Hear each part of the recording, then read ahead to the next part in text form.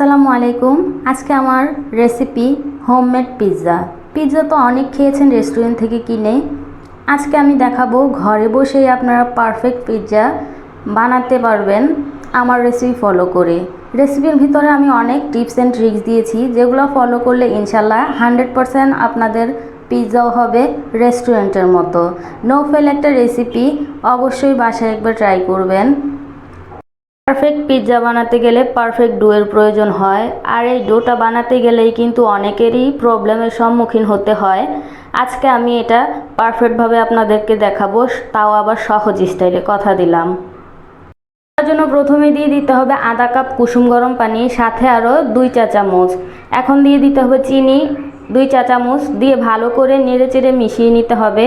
তারপর দিয়ে দিতে হবে 1 চা চামচ ইস্টটা ভালো করে নেড়েচেড়ে ঢাকনা দিয়ে ঢেকে রেখে দিতে হবে 10 মিনিটের জন্য, যাতে এটা ভালো করে অ্যাক্টিভ হতে পারে। 10 মিনিট পর ঢাকনাটা মেলে দিয়ে দিলাম 1 টেবিল চামচ তেল। দেওয়ার পর দিয়ে দিচ্ছি ময়দা, এখানে আটাও ব্যবহার করা যাবে। দিয়ে দিলাম 2 কাপ।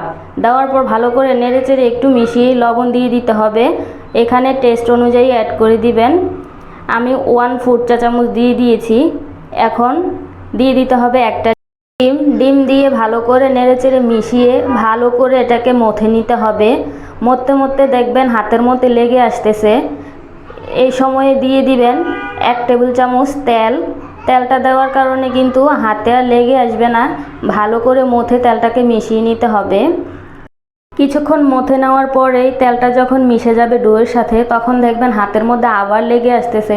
তখন আপনার হাতটাকে ধুয়ে ক্লিন করে আসবেন। এই পর্যায়ে মথামতি করলে আর হাতের মধ্যে লেগে আসবে না। আপনারা এই টেকনিকটা ফলো করতে পারেন। এখন এটাকে ভালো করে মথে উপর দিয়ে একটু তেল লাগিয়ে আমি এটাকে ঢাকনা দিয়ে ঢেকে রেখে দিব, যতক্ষণ এটা ফুলে ডাবল হয়ে না যায়।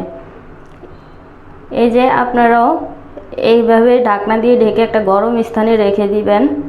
এখন এমনিতেই অনেক গরম পড়তেছে, যার কারণে এটা কিন্তু ওভেনে বা চুলার পারে রাখার কোনো প্রয়োজন নাই, এমনিতেই ফুলে ডাবল হয়ে যায়। আপনারা নিশ্চয়ই স্ক্রিনে দেখতে পাচ্ছেন আমার ব্যাটারটা কতটা ফুলে ডাবল হয়ে গেছে। এখন এটাকে আমি একটু হাতে নিয়ে মথে নিব, যাতে এটার ভিতরে যেই বাতাসটা ঢুকে আছে এটা যেন বের হয়ে যায়। আপনারা স্ক্রিনে একটু লক্ষ্য করলেই দেখতে পারবেন কিভাবে মথেছি। এখন আমি একটা 12 ইঞ্চি মোল্ড নিয়ে নিয়েছি। এই মোল্ডের মধ্যে প্রথমে একটু তেল লাগিয়ে দিতে হবে, যাতে পিৎজাটা বেক করার পর খুব সহজে উঠে আসতে পারে। এখন এভাবে ডোটাকে দিয়ে উপরে একটু হালকা করে তেল লাগিয়ে চেপে চেপে পুরোটা ছড়িয়ে ছিটিয়ে নিতে হবে, যেন কোনো অংশেই মোটা জায়গা না থাকে। পুরো সমান করে এটাকে বিছিয়ে দিতে হবে। আপনারা এটা যদি এভাবে না পারেন, এটাকে কিন্তু বেলুন দিয়েও বেলে তারপর আপনারা এই ডিশের মধ্যে নিয়ে নেবেন। আপনাদের কাছে যেটা সহজ হয় আপনারা এটাই করবেন। এমনিতেই কিন্তু ডোটা অনেক সফট হয়েছে, যার কারণে কিন্তু বেলাবেলির ঝামেলা করার প্রয়োজন পড়ে না। কিভাবে করছি ভিডিওটা একটু খেয়াল করলেই আপনারা বুঝতে পারবেন। এখন একটা কাঁটা চামচ দিয়ে এটাকে একটু একটু করে ছিদ্র করে দিতে হবে, যাতে ভিতরে বাবলস ক্রিয়েট না হয়। এভাবে ছিদ্র না করে দিলে কিন্তু এটা ব্রেডের মতো ফুলে উঠবে, এটার পিৎজার মতো হবে না। এখন আমি পিৎজা সস দিয়ে দিচ্ছি। এইটা কিন্তু পিৎজা সস ছাড়াও কিন্তু টমেটো সস দিয়ে হবে, কিন্তু অতটা টেস্ট ভালো আসবে না।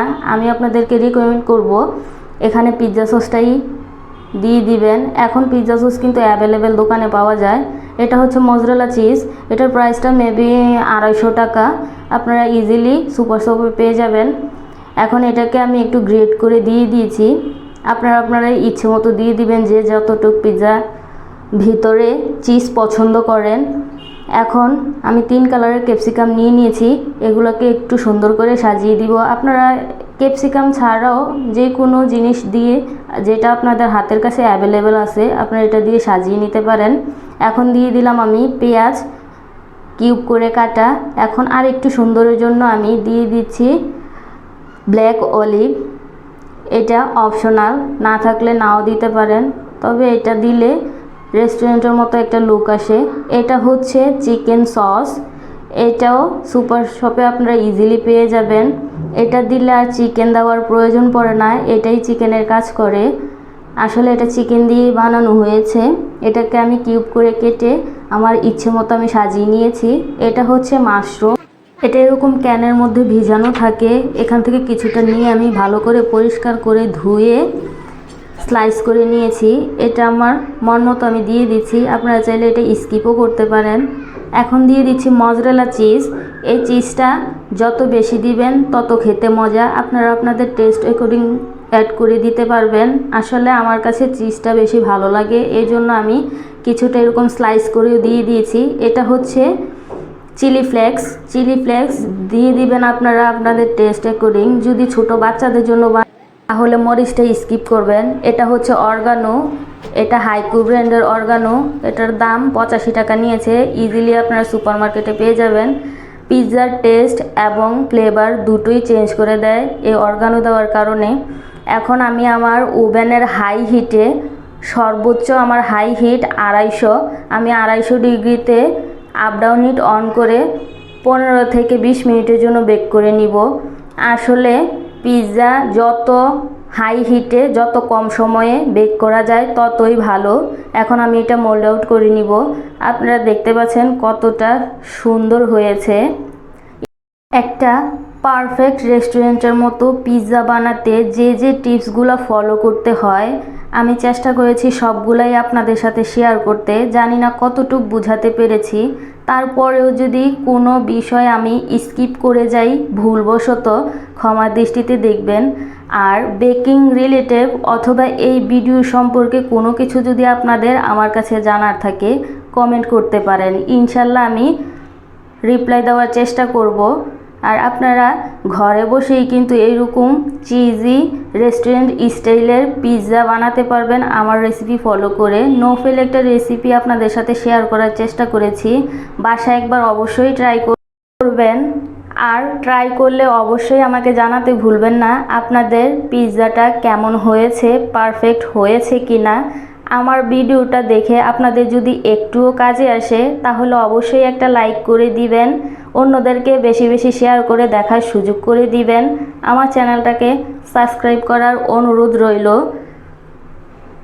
পরবর্তীতে কোন ধরনের রেসিপি আপনারা আমার কাছে দেখতে চান জানাতে পারেন কমেন্টের মাধ্যমে। ইনশাল্লাহ আমি পরবর্তীতে নিয়ে আসার চেষ্টা করব। আজ এই পর্যন্তই, বিদায় নিচ্ছি সকলের কাছ থেকে। আমার জন্য সবাই দোয়া করবেন, আপনাদের জন্য দোয়া রইল। আল্লাহ হাফেজ।